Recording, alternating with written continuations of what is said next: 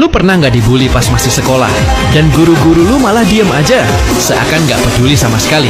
Padahal tiap hari lu dikatain, dijauhin, dihina. Kadang disikut juga, tapi nggak ada yang bantuin. Guru cuma lihat dari kejauhan, terus balik lagi ngopi di ruang guru. Kayak nggak ada apa-apa. Pas lu coba ngomong pun, jawabannya cuma sabar ya, atau malah dibilang lebay. Tapi beda banget pas urusan uang. Telat bayar SPP seminggu aja, langsung lu dicap pembuat masalah.